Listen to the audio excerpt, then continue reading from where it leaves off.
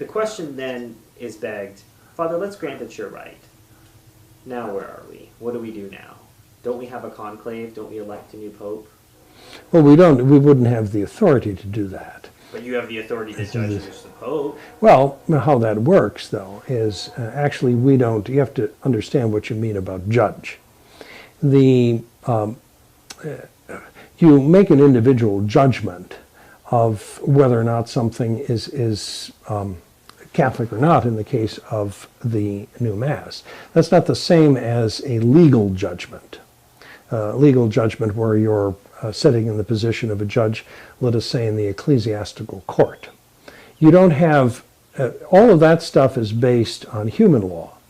And when it comes to the question of the Pope, it's clear from the teaching of Innocent III that he says the heretical Pope is already judged. So there's no need for anything like that, some sort of a judicial procedure.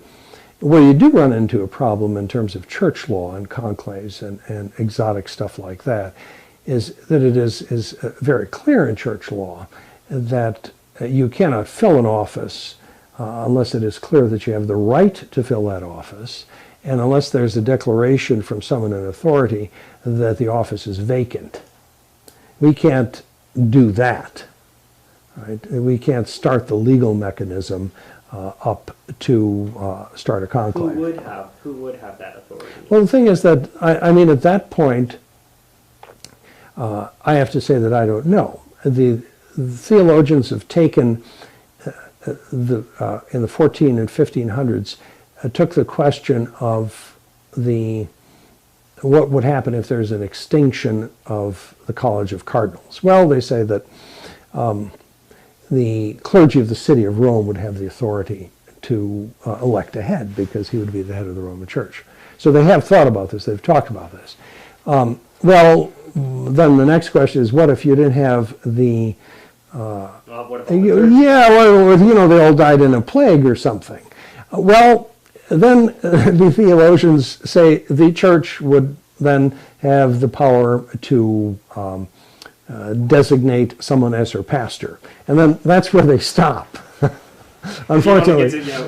Which dog or cat in Rome. Yeah, so so I have to say that, from the point of view of procedure, I don't know.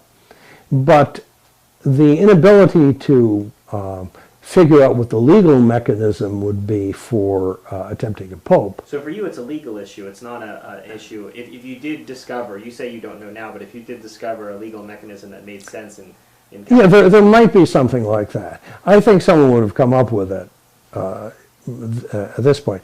But you say that the fact that you can't figure out some sort of a legal mechanism or you can't predict the future it doesn't mean that by default you can go back to a situation where the authority of the church exercised through the Roman pontiff can give you an evil right or contradictory teachings. So it's two separate issues. The inability to resolve the legal issue doesn't do anything. You have some saints who say that one day the Pope will be designated from heaven by Saints Peter and Paul. That's one possibility people talked about. So in addition to the General Council. So who knows? But that doesn't resolve the problem of authority, the authority of the church giving you something evil. You get no contradiction. You end up in sedevacantism. You may end up in mystery as to what's going to happen in the future, but you don't end up in contradiction, where you get a defecting authority.